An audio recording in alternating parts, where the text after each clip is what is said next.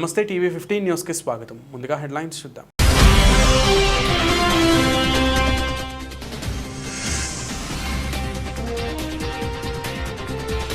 జెలెన్స్కీకి hand ఇచ్చిన NATO, Ukraine అభ్యర్థన తిరస్కరణ.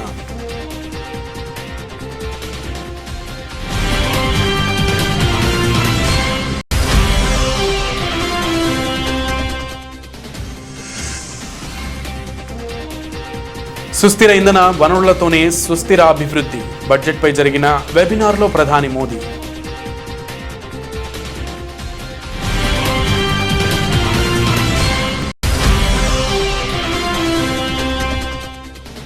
కేసీఆర్కు పీకే, మాకు 40 లక్షల మంది AK-47లు ఉన్నారు. కాంగ్రెస్ సభ్యత్వాల సమీక్షా సమావేశంలో టీపీసీసీ చీఫ్ రేవంత్.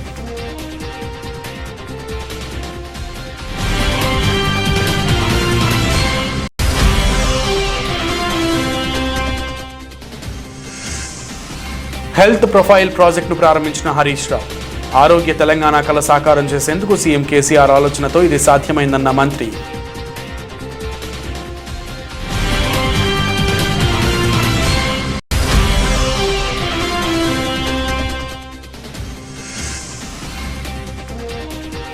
ములుగులో ఘోర రోడ్డు ప్రమాదం, 6 దుర్మరణం.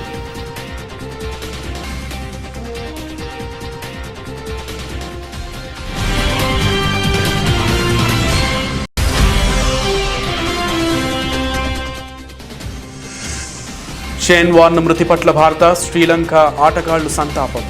లెజెండరీ క్రికెటర్ హఠాన్ మరణం పట్ల శోకసంద్రంలో క్రికెట్ అభిమానులు.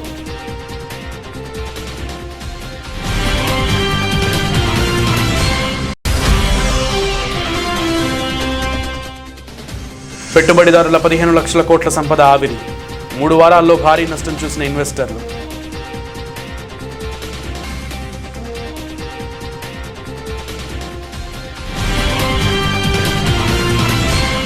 ఉక్రెయిన్పై రష్యా బలగాల ముప్పేట దాడి కొనసాగుతోంది. రష్యా వైమానిక దళం ఉక్రెయిన్లోని నగరాలపై బాంబుల వర్షం కురిపిస్తుంది. దీంతో ఉక్రెయిన్ పౌరులు తీవ్ర ఇబ్బందులను ఎదుర్కొంటున్నారు. బలగాల ధాటికి ఆసుపత్రులు, పలు భవనాలు శిథిలమైపోతున్నాయి. ఈ నేపథ్యంలో ఉక్రెయిన్ అధ్యక్షుడు జెలెన్స్కీ దాడులను అడ్డుకునేందుకు తమ దేశాన్ని నో ఫ్లై జోన్గా ప్రకటించాలని నాటో దేశాలను అభ్యర్థించారు. ఉక్రెయిన్ విజ్ఞప్తిపై నాటో దేశాలు మరోసారి జెలెన్స్కీకి షాక్ ఇచ్చాయి. నో ఫ్లై జోన్ విజ్ఞప్తిని నాటో దేశాలు తిరస్కరించాయి. శుక్రవారం రాత్రి బ్రసెల్స్లో నాటో విదేశాంగ మంత్రులతో జరిగిన సమావేశంలో ఈ నిర్ణయం తీసుకున్నట్లు నాటో జనరల్ సెక్రటరీ స్టోలెన్బర్గ్ వెల్లడించారు. అనంతరం ఆయన మీడియాతో మాట్లాడుతూ నో ఫ్లై జోన్ విధించాలంటే నాటో యుద్ధ విమానాలను ఉక్రెయిన్ ఎయిర్ స్పేస్లోకి పంపాల్సి ఉంటుందన్నారు. అలాగే రష్యా యుద్ధ విమానాలను కూల్చేయడం ద్వారా నో ఫ్లై జోన్ విధించాల్సి ఉంటుందని తెలుపుతూ అలా చేస్తే యూరోప్లో పూర్తిస్థాయి యుద్ధానికి తెరలేపినట్లే అవుతుందని అన్నారు. ఇది పలు దేశాలతో ముడిపడిన వ్యవహారమే కాకుండా ప్రజలను తీవ్ర ఇబ్బందులకు గురిచేసే అవకాశం ఉంటుందన్నారు.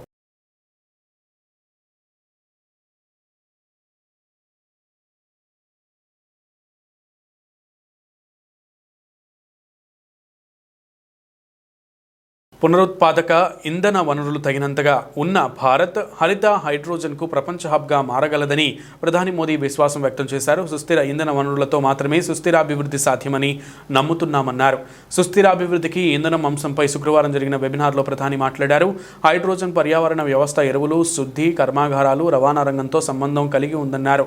ఇందులో ప్రవేశించేటువంటి ప్రైవేటు రంగానికి అవసరమైన ప్రోత్సాహాన్ని ప్రభుత్వం అందజేస్తుందని హామీ ఇచ్చారు. సుస్థిర ఇంధన వనరుల అభివృద్ధి కోసం ప్రభుత్వం పలు లక్ష్యాలను విధించుకుందని అన్నారు. 2070 నాటికి ఉదార్గాలను 0 స్థాయికి తీసుకురావడం, 2030 నాటికి మృత్తికేతర విద్యుత్ సామర్థ్యాన్ని 500 గిగావాట్లు సాధించడం, మన విద్యుత్ ఉత్పత్తిలో సగం మృత్తికేతర వనరుల ద్వారా పొందడం లక్ష్యమని వివరించారు. సౌర విద్యుత్ ఉత్పత్తి, అవసరమయ్యే మాడ్యూళ్ల తయారీకి బడ్జెట్లో 19,500 కోట్ల రూపాయలు కేటాయించినట్లు తెలిపారు. ఎథనాల్ ఉత్పత్తిని పెంచేందుకు చక్కెర మిల్లులను ఆధునీకరిస్తున్నామన్నారు. ఈ దిశగా ఎదురయ్యే సవాళ్లను మనం అవకాశాలుగా మార్చుకుంటున్నామని పేర్కొన్నారు. వెబినార్లో విదేశాంగ, పెట్రోలియం, సహజ వాయువు, పర్యావరణ శాఖల మంత్రులు పాల్గొన్నారు. साथियों, सस्टेनेबिलिटी के लिए एनर्जी प्रोडक्शन के साथ ही एनर्जी सेविंग भी उतनी ही आवश्यक है.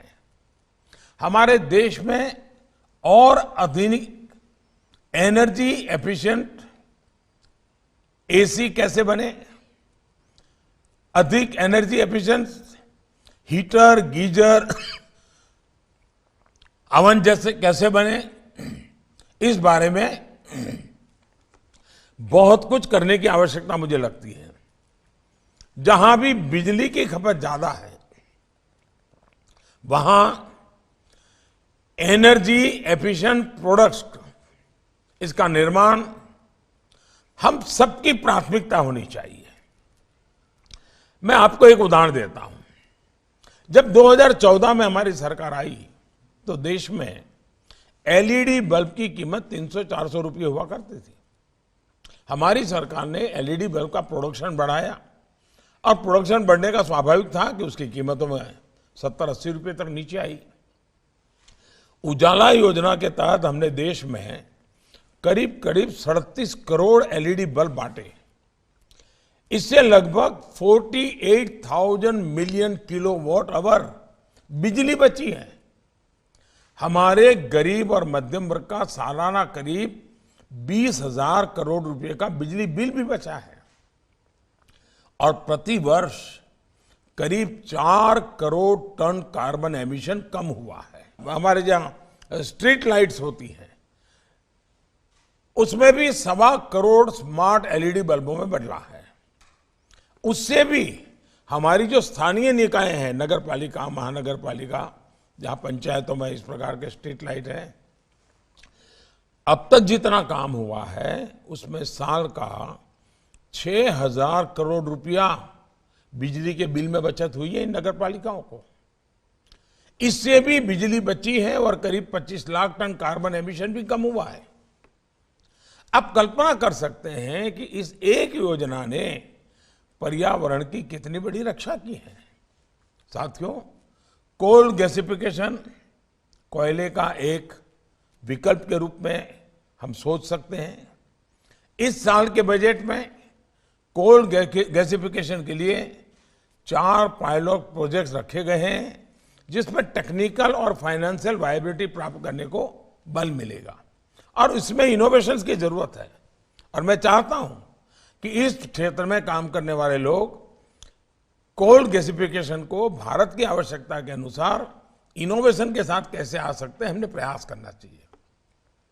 ऐसे ही आप देखते हैं बड़े मिशन मोड में इथेनॉल ब्लेंडिंग को भी निरंतर बढ़ावा दे रही है।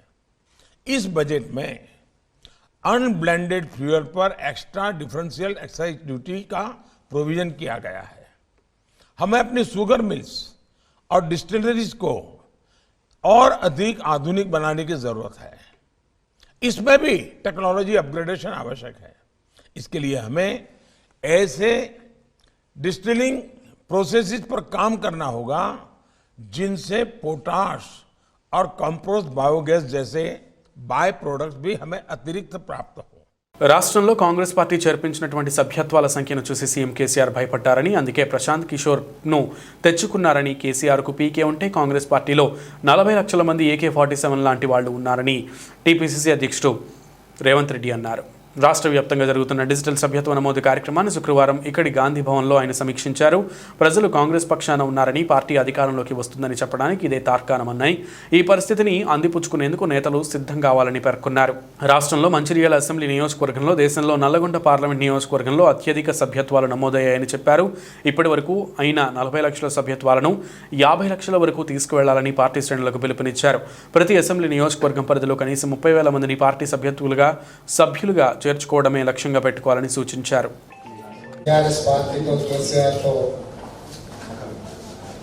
రైతుల పక్షాన ఒక పోరాటాన్ని నిర్మించాలని చెప్పి మన ఊరు మన పోరు కార్యక్రమాన్ని తీసుకోవడం జరిగింది. ఈ మన ఊరు మన పోరు కార్యక్రమంలో భాగంగా మన పరిగి నియోజకవర్గంలో ఒక అద్భుతమైన సభ మన శ్రేణులు నిర్వర్తించడం జరిగింది. మీకు తెలుసు, మొదట్లో పిసిసి అధ్యక్షుడిగా బాధ్యత తీసుకున్న తర్వాత ఇంద్రవెల్లి కావచ్చు, ముచ్చింతల కావచ్చు, మూర్చింతలపల్లి కావచ్చు, మహబూబ్ నగర్ జిల్లా కావచ్చు, చాలా కార్యక్రమాలు తీసుకున్నాం. తర్వాత ఆ తర్వాత మీరు ఎట్లా వస్తారు చూస్తామని టీఆర్ఎస్ వాళ్ళు అంటే నడుచుకుంటానే వస్తాం, అడ్డం వస్తే తొక్కుకుంటూ వస్తాం. లక్షలాదికి ఒక నమ్మకం, విశ్వాసం కల్పించి సమస్య పరిష్కారానికి ఆత్మహత్యలు కాదు, సమస్య పరిష్కారానికి పోరాటం అని చెప్పి కాంగ్రెస్ పార్టీ కల్లాలో కాంగ్రెస్ అనే కార్యక్రమం తీసుకుంది. అందులో భాగంగానే కామారెడ్డి ఎల్లారెడ్డి ఉదయం 10 గంటల నుంచి రాత్రి 12 గంటల వరకు రాష్ట్ర ప్రభుత్వాలను మనం అందరం కామారెడ్డి ఎల్లారెడ్డి కల్లాలో కాంగ్రెస్ కార్యక్రమం ద్వారా రాష్ట్ర స్థాయిలో ప్రభుత్వం మీద ఒత్తిడి తీసుకొచ్చి ఆ కార్యక్రమాన్ని మనం విజయవంతం చేసుకుంటాం. తెలంగాణ ఆరోగ్య రంగం ముఖ చిత్రాన్ని మార్చేందుకు ఆరోగ్య తెలంగాణ కల సాకారం చేసేందుకు ముఖ్యమంత్రి కేసీఆర్ ఆలోచనతో రూపొందించిన తెలంగాణ హెల్త్ ప్రొఫైల్ పైలట్ ప్రాజెక్టును ములుగు జిల్లా కలెక్టరేట్లో వైద్య ఆరోగ్య శాఖ మంత్రి హరీష్ రావు శనివారం ప్రారంభించారు. ఈ పైలట్ ప్రాజెక్టు ములుగు, సిరిసిల్ల జిల్లాల్లో పైలట్ ప్రాజెక్టు ప్రారంభిస్తున్న విషయం తెలిసిందే.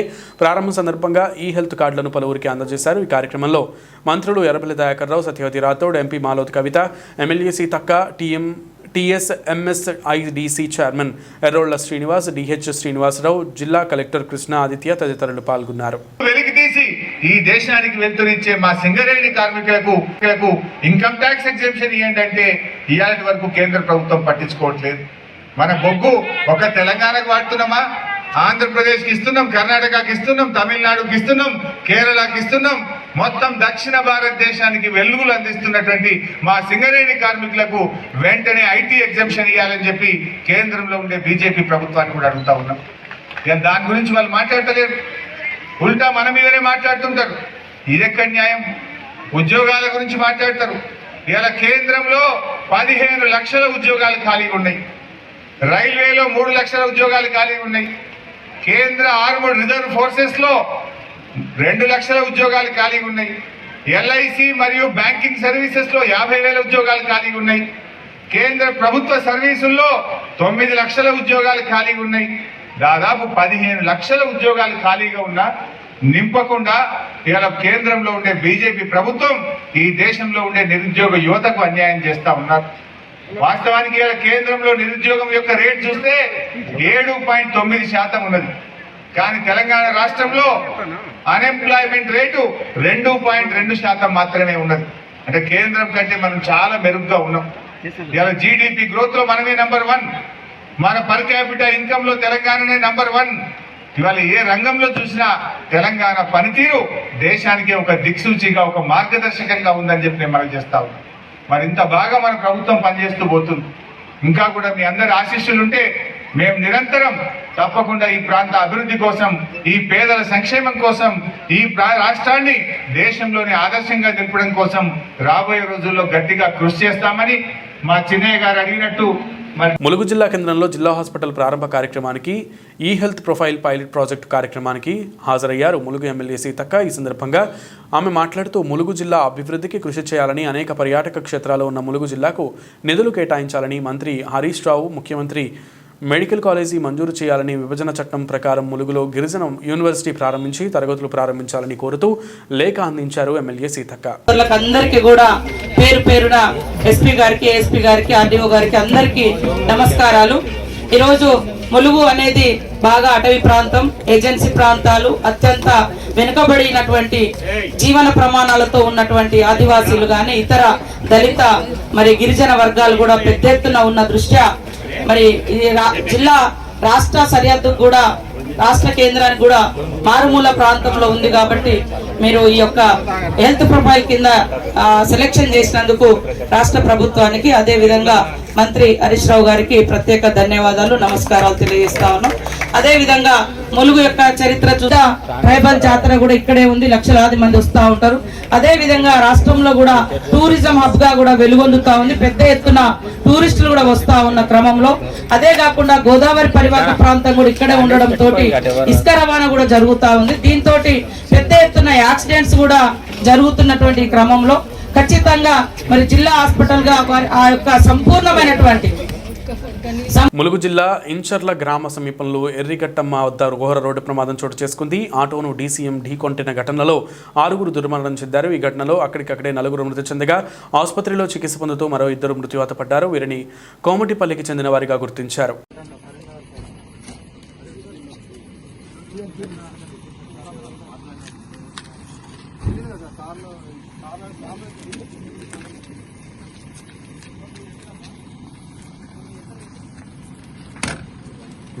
अरे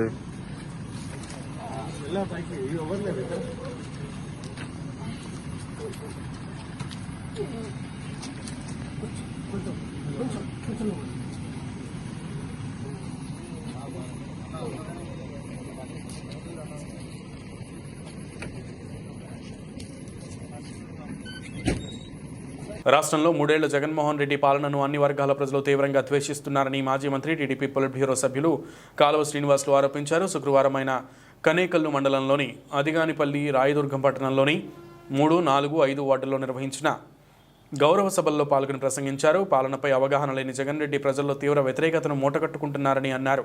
బలహీన వర్గాలకు చెందిన యువతీ యువకులకు స్వయం ఉపాధి సౌకర్యాలు అందక, సబ్సిడీ రుణాలు రాక సతమతమవుతున్నారని అన్నారు. విత్తనం నుండి విక్రయం ద్వారా అడుగడుగునా రైతులను వైసీపీ ప్రభుత్వం దగా చేస్తోందని అన్నారు. అనంతపురం జిల్లాలో 3 ఏళ్ల నుండి ఇన్పుట్ సబ్సిడీ అందక రైతాంగం నష్టాల్లో కూరుకుపోయిందని అన్నారు. వైసీపీ ప్రభుత్వం రైతులకు వేల కోట్ల రూపాయల సాయం అందించకుండా దారుణంగా మోసం చేస్తోందన్నారు. 3 ఏళ్ల వైసీపీ పాలనలో నిత్యావసరాల ధరలను 3 ఇంతలు పెంచిందన్నారు. ఎన్నికల్లో 3,000 పెంచుతానన్న పెన్షన్ను ఇంతవరకు పెంచలేదన్నారు. సబ్సిడీ కింద ఇవ్వాల్సిన డ్రిప్స్, స్ప్రింక్లర్లు, ట్రాక్టర్లు అందించడం లేదన్నారు. పంటలకు సకాలంలో అందించాల్సిన జింక్, బోరాను, జిప్సం వంటి ఎరువులను కూడా ఇవ్వడం లేదని అన్నారు. అన్ని వర్గాల ప్రజలను జగన్మోహన్ రెడ్డి ప్రభుత్వం నట్టేట ముంచుతోందన్నారు. 3 ఏళ్ల కాలంలో ఎమ్మెల్యే కాపు రామచంద్రారెడ్డి చేసిన అభివృద్ధి శూన్యమన్నారు. రాయదుర్గం అభివృద్ధిని గాలి కుదిలేసి వ్యాపారస్తులను బెదిరించి కోట్లు సంపాదిస్తున్నారన్నారు. కర్ణాటక నుండి అక్రమ మద్యాన్ని ఏరులై పారిస్తున్నారని అన్నారు. ఆంధ్ర నుండి అక్రమ ఇసుకను కర్ణాటక ఎగుమతి చేసి సహజ వనరులను దోచుకుంటున్నారని దుయ్యబట్టారు. రాయదుర్గంలో అధికార పార్టీ నాయకుల అవినీతి అక్రమాలు రోజురోజుకు పెరిగిపోతున్నాయని అన్నారు. రాష్ట్రంలో ఎప్పుడు ఎన్నికలు జరిగినా తెలుగుదేశం పార్టీ అఖండమైన విజయం సాధిస్తుందని ధీమా వ్యక్తం చేశారు. ఈ కార్యక్రమంలో పట్టణ అధ్యక్షుడు పసుపులెట్టి నాగరాజు, కౌన్సిలర్లు ప్రశాంతి, బల్లూరి జ్యోతి, మైనారిటీ అధ్యక్షుడు కడ్డిపూడి మహబూబ్ బాషా, వాణిజ్య విభాగం అధ్యక్షుడు గాజుల వెంకటేశులు, జిల్లా అధికార ప్రతినిధి పోరాళ్ల పురుషోత్తం, మాజీ మున్సిపల్ చైర్పర్సన్ ముదిగల్లు జ్యోతి, మాజీ కౌన్సిలర్లు బండి భారతి, సుమలత, పట్టణ బీసీసీఎల్ అధ్యక్షుడు పూజారి తిప్పయ్య తదితరులు పాల్గొన్నారు.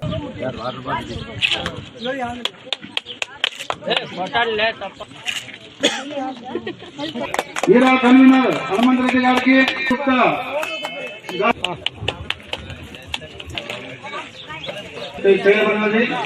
అభివృద్ధి చేశాం కాబట్టి ఏ గ్రామానికి పోయినా మేము ఇన్ని కార్యక్రమాలు చేశామని ధైర్యంగా గట్టిగా చెప్పుకునే దమ్ము ధైర్యం మనకుంది. కానీ వాళ్ళకి అది లేదు, ఏమీ చేయలేదు కాబట్టి వాళ్ళు ఏమీ చెప్పుకోలేదు. ఈరోజు మనం ఒక తెలుగుదేశం పార్టీ కార్యకర్తలుగా చంద్రబాబు నాయుడు గారి నాయకత్వంలో నడుస్తున్న రాజకీయ కార్యకర్తలుగా మనం ఎప్పుడూ గర్వపడతా ఉంటాం. ఈ రాష్ట్రాన్ని బాగు చేసిన వ్యక్తి లేదా హైదరాబాద్ ను బాగు చేసిన వ్యక్తి మా నాయకుడు చంద్రబాబు నాయుడు గారు అని మేము గొప్పగా చెప్పుకుంటాం. జగన్ ఏం చెప్పుకుంటారు? 16 నెలలు జైల్లో ఉండే వ్యక్తి అని చెప్పుకుంటారా? వాళ్ళు చిన్నాయన చంపితే ఇంట్లోనే చంపిన పాపం, చాలా దుర్మార్గం అది. ఇన్ని రకాలుగా అనేక నేర స్వభావం ఉండే ప్రతి పల్లె పచ్చగా ఉండాలన్నదే ముఖ్యమంత్రి వైఎస్ జగన్మోహన్ రెడ్డి ఆకాంక్ష అని పామరు ఎమ్మెల్యే కైలే అనిల్ కుమార్ అన్నారు. కృష్ణా జిల్లా పామరులో శుక్రవారం పలు అభివృద్ధి కార్యక్రమాల్లో ఎమ్మెల్యే కైలే అనిల్ పాల్గొన్నారు. సుమారు 72 లక్షలతో నిర్మించిన 8 సీసీ రోడ్లను ఎమ్మెల్యే కైలే అనిల్ కుమార్ ప్రారంభించారు. ఈ సందర్భంగా ఎమ్మెల్యే మాట్లాడుతూ రోడ్ల నిర్మాణం చేపట్టి ప్రజలకు అందుబాటులోకి తీసుకురావడం ఎంతో ఆనందంగా ఉందని అన్నారు. సంక్షేమ అభివృద్ధి పథకాలను ప్రజల కోసం అమలు చేయడంలో ముఖ్యమంత్రి వైఎస్ జగన్మోహన్ రెడ్డి అందవేసిన చెయ్యే అని ప్రశంసించారు.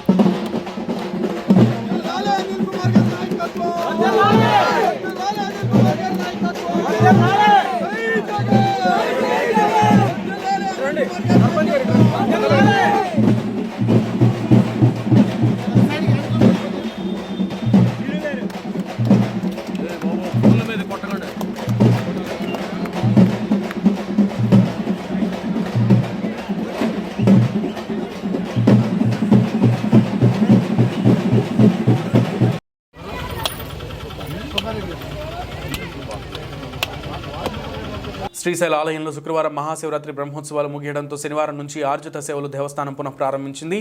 అయితే శివరాత్రి బ్రహ్మోత్సవాల కారణంగా గత నెల 22 నుంచి ఆర్జిత సేవలు తాత్కాలిక నిలుపుదల చేసిన దేవస్థానం ఆర్జిత సేవలు పునః ప్రారంభించనున్నారు. గర్భాలయ అభిషేకములు, అమ్మవారి కుంకుమార్చనలు, వృద్ధ మల్లికార్జున స్వామి అభిషేకం, గోపూజ, చండీ హోమం, రుద్రహోమం, శ్రీ వల్లి దేవసేన సమేత సుబ్రహ్మణ్య స్వామి కళ్యాణం, స్వామి అమ్మవార్ల కళ్యాణోత్సవం, వేదాశీర్వచనం, విరామ దర్శనం మొదలైనవన్నీ యథావిధిగా కొనసాగనున్నాయి. కాగా అక్కమహాదేవి అలంకార మండపం మరియు శ్రీ స్వామి అమ్మవార్ల నిత్య కళ్యాణ మండపంలో హుండీ లెక్కింపు నిర్వహిస్తున్న కారణంగా సామూహిక అభిషేకాలను తాత్కాలికంగా వాయిదా వేస్తూ ఎల్లుండి నుంచి గతంలో వలనే సామూహిక అభిషేకాలు కూడా రోజు 3 విడతలుగా యథావిధిగా నిర్వహించనున్నారు. అదేవిధంగా గతంలో వలనే స్వామివారుల సర్వదర్శనం కూడా రేపటి నుంచి యథావిధిగా కొనసాగుతుంది. వివిధ ఆర్జిత సేవా టికెట్లను, విరామ దర్శన టికెట్లను కరెంటు బుకింగ్తో పాటు ఆన్లైన్ ద్వారా కూడా పొందవచ్చని దేవస్థానం ఈవో లవన్న తెలిపారు.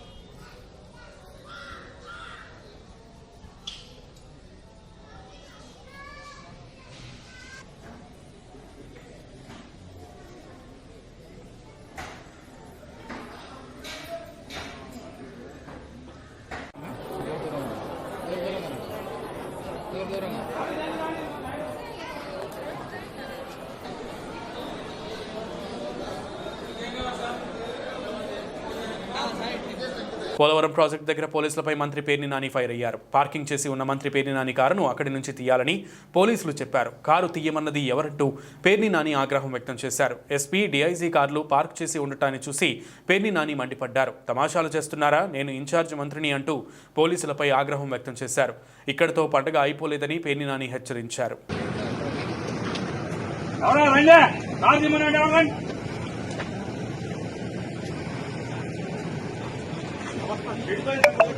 మంచి మర్యాద ఎవరి డిజిగ్నేషన్ అంటే తెలియదు.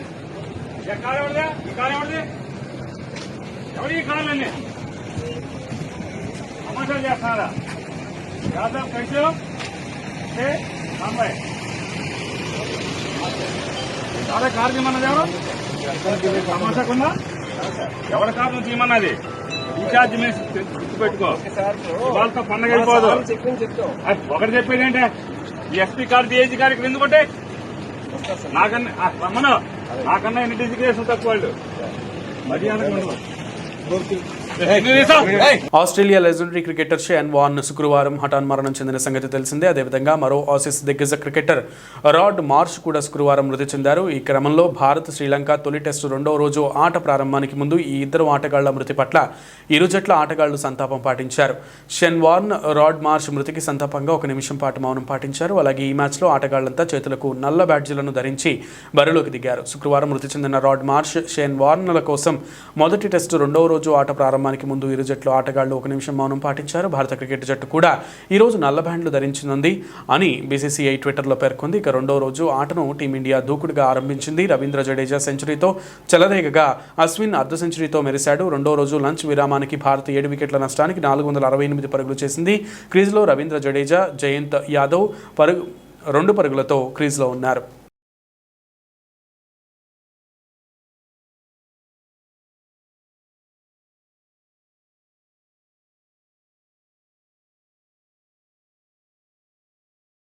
రష్యా ఉక్రెయిన్ యుద్ధం, ద్రవ్యోల్బణం పెరుగుదల కారణంగా భారతీయ స్టాక్ మార్కెట్లు తీవ్రంగా నష్టపోతున్నాయి. మార్కెట్లు ఇప్పటివరకు $1970 కోట్ల కోల్పోయాయి. అంటే దాదాపు 15 లక్షల కోట్ల పెట్టుబడులు ఆవిరయ్యాయి. గత 3 వారాల్లో సెన్సెక్స్ 4000 పాయింట్లు నష్టపోయింది. రూపాయి విలువ భారీగా పతనమైంది. ప్రస్తుతం డాలర్ విలువ $76 చేరింది. మార్చిలో ఇప్పటికే 8500 కోట్ల రూపాయలకు పైగా షేర్లను ఫారిన్ ఇన్వెస్టర్లు అమ్ముకున్నారు. ఫిబ్రవరిలో 33,838 కోట్ల విలువైన షేర్లను అమ్మారు. ఉక్రెయిన్ సంక్షోభం కారణంగా చమురు ధరలు పెరగడంతో పాటు ద్రవ్యోల్బణం భయాలను రేకెత్తించడంతో భారీగా భారతీయ స్టాక్ మార్కెట్ శుక్రవారం కూడా నష్టాలను చవిచూశాయి. Blue chip NSE Nifty 50 index 1.53% పడిపోయి 16,245 వద్ద స్థిరపడగా S&P BSE సెన్సెక్స్ 750 పాయింట్లకు పైగా క్షీణించి 54,333 వద్ద ముగిసింది. ఫిబ్రవరి 24న రష్యా ఉక్రెయిన్పై దాడి చేసినప్పటి నుంచి సెన్సెక్స్ దాదాపు 3,000 పాయింట్లను కోల్పోయింది. ఉక్రెయిన్ సరిహద్దు వెంబడి రష్యా పెద్ద సంఖ్యలో సైనికులను మోహరించడంతో మార్కెట్లు అంతకు ముందు కూడా గందరగోళానికి గురయ్యాయి.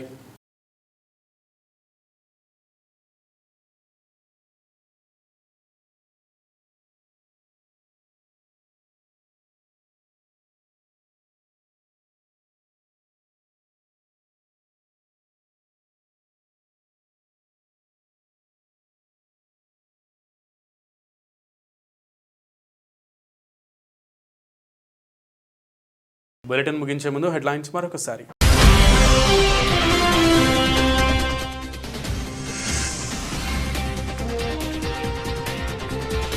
జెలెన్స్కీకి హ్యాండ్ ఇచ్చిన నాటో, ఉక్రెయిన్ అభ్యర్థన తిరస్కరణ.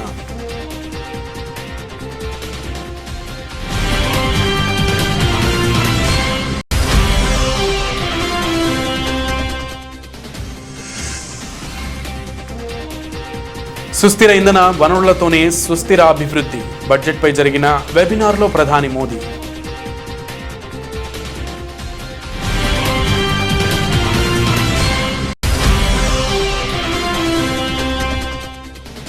కేసీఆర్కు పీకే, మాకు 40 లక్షల మంది AK-47లు ఉన్నారు. కాంగ్రెస్ సభ్యత్వాల సమీక్షా సమావేశంలో టీపీసీసీ చీఫ్ రేవంత్.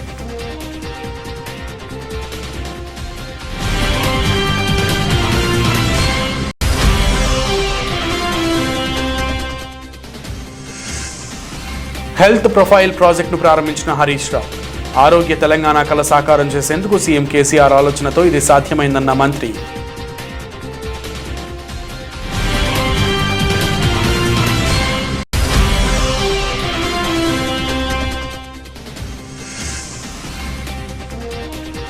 ములుగులో ఘోర రోడ్డు ప్రమాదం, 6 దుర్మరణం.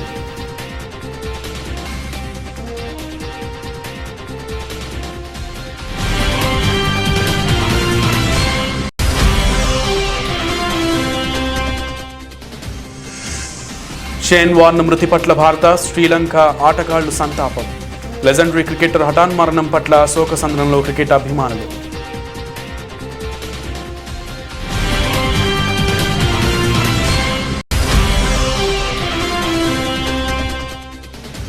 పెట్టుబడిదారుల 15 లక్షల కోట్ల సంపద ఆవిరి, 3 వారాల్లో భారీ నష్టం చూసిన ఇన్వెస్టర్లు.